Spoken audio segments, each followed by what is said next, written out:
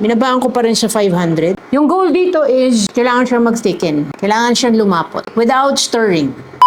Low carb chocolate syrup na hayop! Sa daling gawin. Ha? Green Dahan style.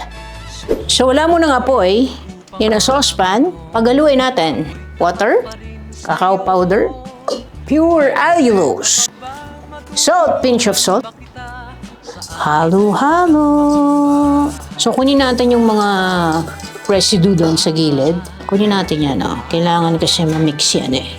Saglit lang to. Yan. Pagka na-mix na together, time to turn off, turn on pala, the cooker. Lagay natin sa 1,000. And then we wait for mga 4 to 5 minutes. Huwag niyong gagalawin ha, walang gagalaw. Tayin niyo siyang mag-boil, okay? Tayin niyo siyang mag-bubbles. Mga 4 to 5 minutes. Anong pwede natin gawin sa 4 to 5 minutes? Anong pwede natin gawin? Sige, gusto niyo bang kantahan ko kayo? Sige, kantahan natin. Dito ako, baka naman sabihin nyo, lolo ko lang tayo. Diba? Habang hinihintay natin yan. Ayan. Sige.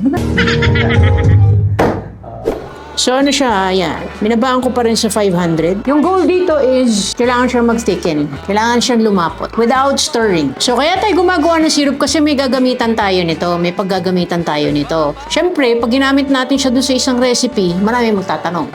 Saan po ginawa yung syrup? Eto na nga. So gagawin muna namin bago namin gamitin sa next recipe na yun ang dapat yung abangan. Saglit lang pala to kasi medyo ano na siya. Medyo thick na siya. So okay na to. Kailangan natin siyang i-remove kasi medyo makapal naman na. Malapot na. Lagyan natin siya dito para lumamig. We'll let it cool for a couple of minutes. Mamaya natin malalaman kung ilang minutes. Hindi mo siya pwedeng galawin. Yan, pwede na natin siyang galawin. Lagyan natin siya ng konting vanilla. Konting vanilla. Konting. Toing. Yun. Tapos whisk. Yan, ganyan lang siya kadali. Tapos, let it cool for a couple of hours or maybe overnight. Then, pwede nyo na siyang gamitin after. Okay? Transfer nyo na sa isang container. Tapos, pwede na siyang gamitin. Manonotice nyo later on na medyo kakapal pa siya yung consistency niya. Okay, that's it! Napakadaling low-carb chocolate syrup. Siyempre, hindi ako nakikita sa camera. Pero akala ko. Pag ganun pa rin ako sa camera. Yan lang. So, sabi ko nga may paggagamitan tayo nito. Just wait for our next video.